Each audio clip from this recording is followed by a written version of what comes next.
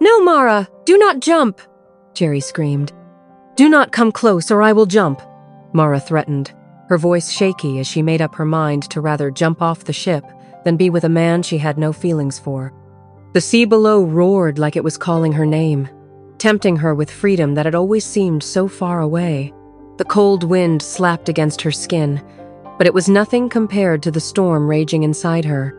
Wedding guests gathered in awe, all surprised by what was happening. A few gasped. Someone dropped a glass that shattered against the deck, unnoticed by most. The elegant floral arch, the string quartet still playing a soft tune in confusion, and the golden chairs lined for the ceremonial of it faded into the background. Mara, an only child to Mr. and Mrs. Albert, stood trembling in her designer dress. The lace sleeves fluttered in the wind, her veil already ripped away and lost to the sea. Her parents watched from a distance, horror etched on their faces, but even now, they looked more worried about their reputation than their daughter. The Alberts were a rich, influential family well known around town. Their name opened doors, controlled narratives, and intimidated lesser men. A lot of people believed Mara had everything she could ever want, just like most rich kids, pampered, protected, and privileged. But hers was different. Her opinions were never really important.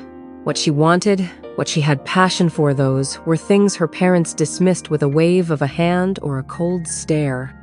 If it didn't generate wealth or prestige, it was worthless in their eyes. Mr. and Mrs. Albert were all about the money. Everything was business. Even this wedding was a merger in disguise. As a child, Mara wanted to dance ballet. She begged for lessons, watched performances with shining eyes, pirouetted alone in her room late at night. But she was forced to learn how to play the piano instead, something more elegant, as her mother put it. A couple of times, she asked for chocolates like other kids. Instead, she was handed a plate of vegetables and reminded that discipline is beauty. She wasn't allowed to eat to her satisfaction. The maids monitored her portions. At school, Mara would secretly beg for extra food from other kids, trading her expensive pens or letting them copy her homework in exchange for a sandwich or an apple. To her parents, she was simply disobedient and inattentive, a rebellious child, an embarrassment in need of shaping. But to Mara, she was at the point of breaking. As Mara stood at the ship's railing, the wind whipping her hair into a frenzy, Jerry's eyes locked onto hers, pleading with her to reconsider. But Mara's mind was made up. She thought back to all the times she'd been forced to conform to her parents' expectations, all the times she'd been denied the freedom to make her own choices. The pain and resentment she'd bottled up for so long were now boiling over.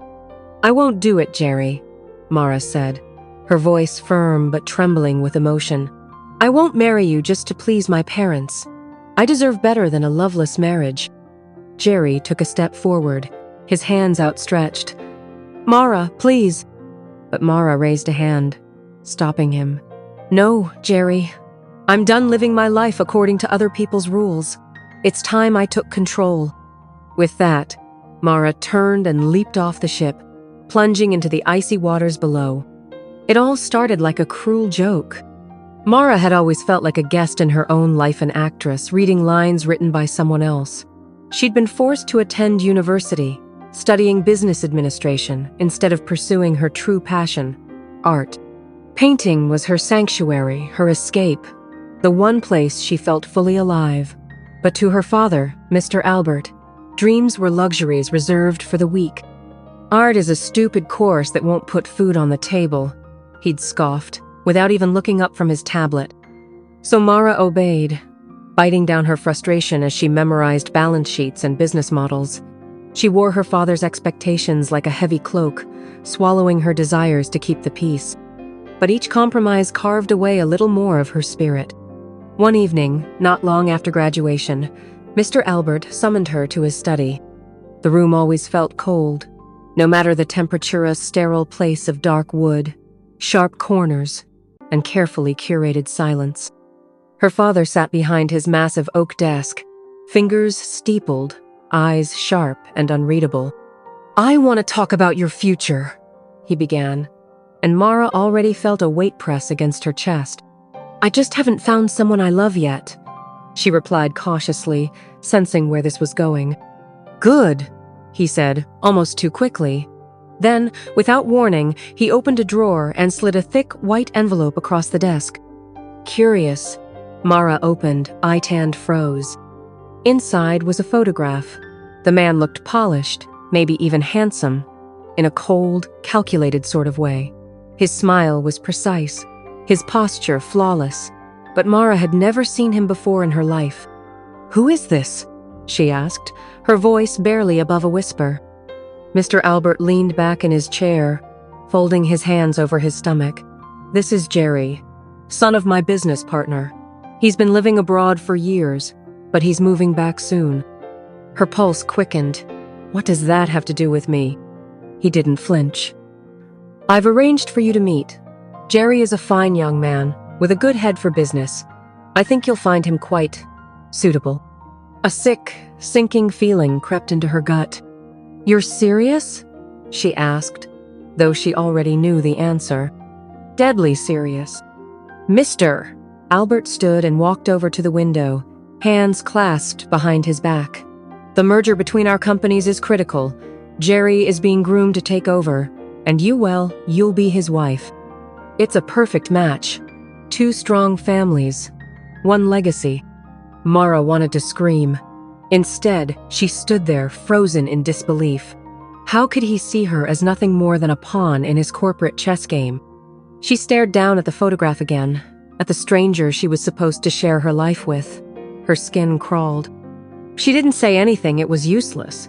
Words bounced off her father like rubber bullets.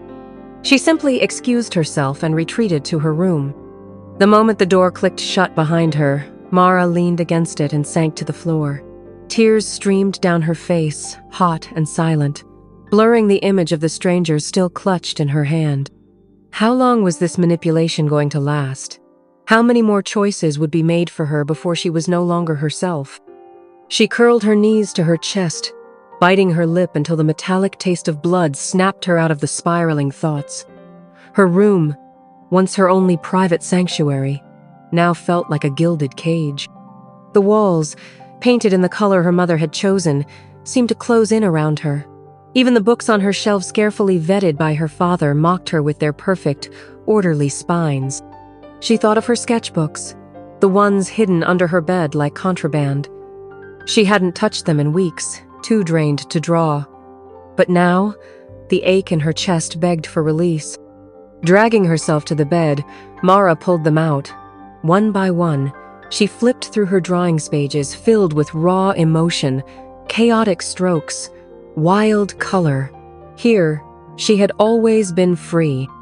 Her real voice lived in those pages, not in boardroom presentations or rehearsed dinner conversations. And then her hand paused on one drawing. A girl standing on a cliff's edge, arms outstretched, hair wild in the wind, her back to the viewer, facing the sea. She hadn't known what it meant when she drew it. Now, she did. Her fingers clenched the page. She had to get out. Not just from the house, from the future her father had scripted for her. Marriage to Jerry wasn't just a proposal, it was a sentence. A lifetime of compromise. A forever of, yes, father. Yes, Jerry. Yes. Whatever you say. No more. A quiet determination settled over her, stronger than her tears. She wiped her face and stood. Mara didn't know exactly where she'd go or how she'd make it, but what she did know, with unshakable certainty, was this. She wasn't going to become Mrs. Jerry anything. She was going to become Mara. The meeting had been arranged like a business transaction. Mr. Albert had chosen the restaurant himself, a polished, uptight place with white tablecloths, so crisp they looked starched into submission. The kind of place where conversation had to be measured in tone and volume, where laughter felt like a sin. Mara arrived early, dressed in the conservative beige dress her mother had picked out. It wasn't her style at all. She felt like a paper doll cut out of someone else's vision. Still, she sat at the table and waited, folding and unfolding her napkin, as anxiety twisted in her stomach. Jerry arrived right on time. Not a minute early, not a second late. He walked in with the confidence of a man used to people waiting on him, and when he spotted her, he gave her a smile that didn't reach his eyes. He was polite, sure, chivalrous even. He pulled out her chair, complimented her dress, asked about her coursework in business administration, but that was where the connection ended. Mara tried to steer the conversation towards something lighter, something real. "I love chocolate," she said with a little laugh. "Especially the really dark kind. It's kind of my guilty pleasure." Jerry blinked and frowned slightly. "I don't eat chocolate. Too much sugar. Not good for your brain." "Oh," Mara's smile faltered. Then came the food. He ordered with surgical precision, interrogating the waiter about every ingredient, every method of preparation. He didn't touch the bread. He asked if the vegetables were organic. He replaced the chef's recommended sauce with something less inflammatory. Mara quietly ordered something simple pasta with cream sauce and felt self-conscious with every bite. When he excused himself briefly, she caught her reflection in the window. Her posture was too stiff. Her voice had been too careful. Even her laugh sounded like someone else's. She was suffocating. But still, she held on to a sliver of hope. Maybe, just maybe, he was also being forced into this. Maybe they could be honest with each other. When he returned, she took a breath and asked the question that had been pressing on her heart. "How do you feel about all this?" she asked softly. "You know, these plans, this meeting. It's clearly a way to get us married. Are you okay with it?" She watched him closely, praying for something real. A crack in the perfect mask. Some sign that he, too, felt trapped. Instead, Jerry adjusted his cufflinks, his voice calm, his eyes unreadable. "I know," he said, "and I think we're on the same level. So yeah, marriage it is." Just like that. No resistance. No hesitation. No feeling. Mara felt like the air had been punched out of her lungs. Her fingers gripped the edge of the table. He hadn't even asked her if she wanted that. It wasn't a conversation. It was a confirmation.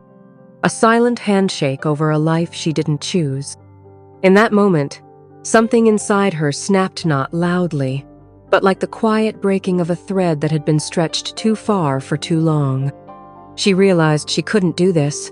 Not with him. Not for her father. Not even for peace. Because this wasn't peace. This was surrender. The weeks that followed were a blur of empty meetings and orchestrated smiles. Her father insisted that Mara and Jerry spend time together to build a foundation, whatever that meant.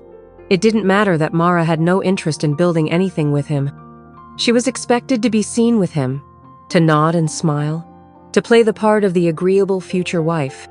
So she went. They went to art galleries, but Jerry spent most of the time staring at the price tags rather than the paintings. "I suppose this one's worth the frame," he said once, standing in front of a chaotic, abstract piece Mara secretly loved. She tried to explain why it spoke to her attention, the freedom of the strokes, but he just blinked slowly and muttered, "Looks like a toddler had a meltdown." She laughed politely, even though her heart wasn't in it. They went for coffee. Jerry ordered black tea, unsweetened, with almond milk, no sugar. Mara ordered a mocha, needing something sweet, something warm to cling to. He watched her drink it like it was a medical emergency. "Too much caffeine and sugar," he said, frowning. "You should really switch to green tea." She gave him a tight smile. "Thanks, I'll consider that." She wouldn't. There was no ease between them, no sparks, not even a flicker of warmth. Conversation felt like a series of forced interviews. Mara tried to talk about the books she loved, but Jerry only read business case studies. When she mentioned her love for animated films, he chuckled and said, "Childish entertainment isn't really my thing." They once went to the botanical gardens. She found a quiet kind of peace there, surrounded by nature and color, but Jerry spent the whole time on the phone with his assistant, finalizing documents for a merger. Mara sat on a stone bench, watching a butterfly flit from petal to petal, wishing she could be that free. Every outing felt like a transaction. He picked her up exactly on time, dropped her off exactly on time, and never asked a single question that dug deeper than surface level. They never talked about dreams, or fears, or love. And still, every time, her father would ask, "So, he's responsible, isn't he? Smart. From a good family." As if any of that mattered to a heart growing smaller with every meeting. Mara tried. She really did. She laughed at his dry jokes, nodded at his rants about market volatility. But with every hangout, every lifeless hour spent in his presence, she felt herself slipping further away from who she was. One night, after yet another dinner at a sterile, overpriced restaurant where Jerry spent most of the time criticizing the menu, Mara returned home and went straight to the bathroom. She locked the door, sat on the edge of the tub, and stared at her reflection in the mirror. She looked polished, pretty, exactly what her parents wanted. But inside, she was a ghost. And that's when she knew, if she didn't leave soon, there'd be nothing left of her to save. Each hangout chipped away at her, like slow erosion. Mara felt like a silhouette walking through someone else's life. Her days blurred into dull repetition. Forced smiles, polite dinners, empty conversation. Her nights were the worst silent hours staring at the ceiling, asking herself when she'd become so trapped. Every time she looked in the mirror, she saw less of herself. She was fading. And then came the wedding. Jerry's parents had insisted on an extravagant celebration held on a luxury cruise ship, where their son would marry the daughter of Mr. Albert, the perfect union of business and legacy. To the world, it was a high-profile event, something out of a magazine, with golden chandeliers and guests from all over the city. But to Mara, it was a prison. Her father insisted that it would be a beautiful beginning, the culmination of years of planning, but all she could feel was suffocation. As the evening sun dipped below the horizon, casting an orange glow over the ocean, Mara stood at the ship's railing, the wind whipping her hair into a frenzy, her dress billowing out behind her like a ghost. She could hear the muffled laughter and chatter of the guests below, the sound of a live band playing in the distance, but all she could focus on was the pounding in her chest. Jerry's eyes locked onto hers from across the deck, his face filled with a mixture of confusion and plea. He moved toward her, taking slow, calculated steps, as if afraid of pushing her further away. "Mara, please, just come back inside," Jerry called, his voice strained. But Mara's mind was made up. She'd reached the end of the line. "I won't do it, Jerry," she said, her voice firm but trembling with emotion. "I won't marry you. Not for my parents. Not for anyone." Jerry froze for a moment, his face a portrait of disbelief. "Mara, please, we've been over this." But Mara raised a hand, stopping him. "No, Jerry, I can't be this person anymore. I'm done living a life that isn't mine." The world felt like it was closing in around her. The sparkling lights of the ship, the sea stretching out into infinity, it all felt so small, so controlled. Her parents were somewhere below, already anticipating the wedding, the vows that would bind her to Jerry. But she couldn't go through with it, not when she felt like she was suffocating under their expectations. And then, without another word, Mara turned and leaped off the ship's railing, plunging into the icy water below. A collective gasp echoed through the crowd, as though the air itself had been stolen from the ship. Her parents, Mr. and Mrs. Albert, stood frozen, their faces pale, their expressions nothing short of horrified. "Mara, no!" Mrs. Albert screamed, her voice cracking as she rushed to the ship's railing, her eyes scanning the dark waters below. "Someone, do something!" she shouted, her hands trembling as she clutched the cold steel.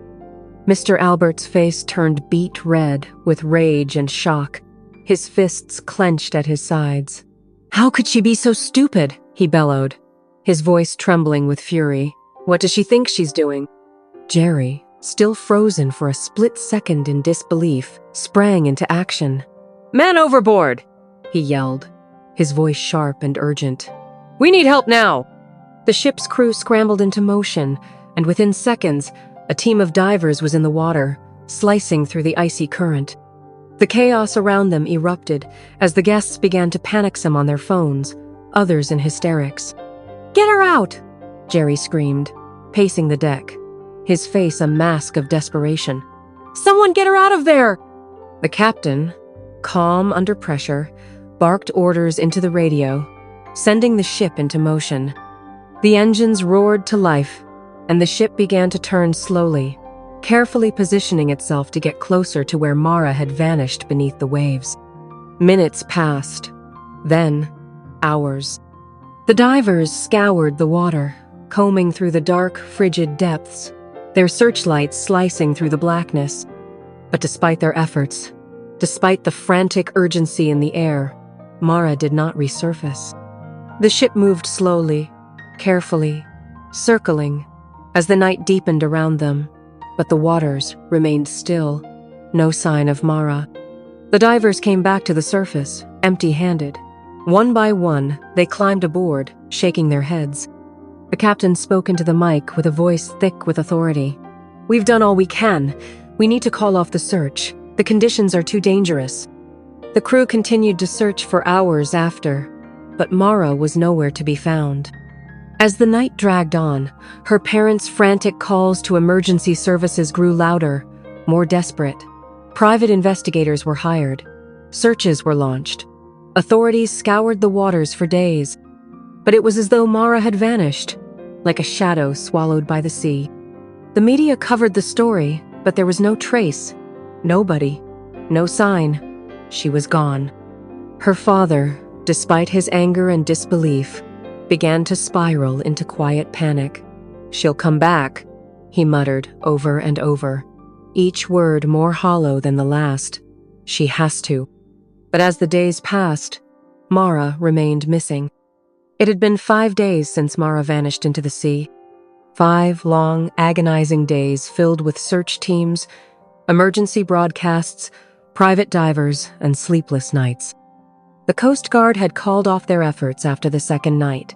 The official word was presumed drowning, but her parents refused to accept it. Not without a body. Not with how calm she had looked before she jumped. Mrs. Albert had barely slept. Her once perfectly styled hair now fell in messy strands around her face. She hadn't changed out of her black dress, still clinging to it like a uniform of mourning she didn't want to admit she was wearing. "She's not dead," she said through tears, again and again. "I would feel it if she were. I would know." Mr. Albert had retreated into silence, his grief twisted into something colder, something calculated. Guilt clung to the edges of his expression, but he never spoke of it. Instead, he worked the phones. He called in favors, hired investigators, bribed authorities, pressured the media. Still, nothing. No security footage at the docks. No body. No sightings. No bank transactions. No digital trail. It was like Mara had vanished into the air itself. "She planned this," Jerry said quietly one night, standing in Mr. Albert's study. "You saw how she was before the wedding. She was never really here. She was angry, not suicidal," Mrs. Albert snapped from the corner, hugging herself tightly. "She wanted to hurt us, not herself. This was her escape." "She's out there," Mr. Albert said finally, standing from his chair. "And she's not alone. Someone's helping her." The words hung heavy in the room. And then he looked at them both, his wife. Jerian spoke with conviction. "If money's the only language the world speaks, then we'll speak it loud." 2 days later, the press conference shook the country. It had become one of the most talked about disappearances in recent years. A high society wedding turned tragic, a bride vanishing into the ocean. Speculation ranged from suicide to abduction to elaborate runaway schemes, but no one knew. And no one had found her. Until now, the family had stayed silent, but that silence ended here. Standing before a wall of flashing cameras and microphones, Mr. Albert delivered his message with practiced control. "My daughter, Mara Albert, has been missing for 1 week. The last time she was seen was the night of her wedding aboard the Luminous Star cruise ship." He paused, letting the sea of reporters hang on every word. We do not believe she is dead. We believe she left, and someone helped her. Mrs. Albert stood beside him, hollow-eyed, holding a photo of Marahur University portrait. Vibrant. Alive. To anyone watching, to anyone who knows anything, we are offering a $20 million reward for her safe return. Gasps rippled through the room. Reporters leaned forward. This is not a stunt, Mr. Albert continued, voice cold. This is a call to action. Bring Mara home. That's all we want. Jerry stepped to the mic, his face gravely. Mara, if you're watching this, just come home. Whatever you were running from, we can fix it. You don't have to hide. The room erupted with questions. Cameras flashed. Social media exploded within minutes. Find Mara started trending worldwide. Everyone was looking for her now, strangers, investigators, opportunists. The chase had officially begun.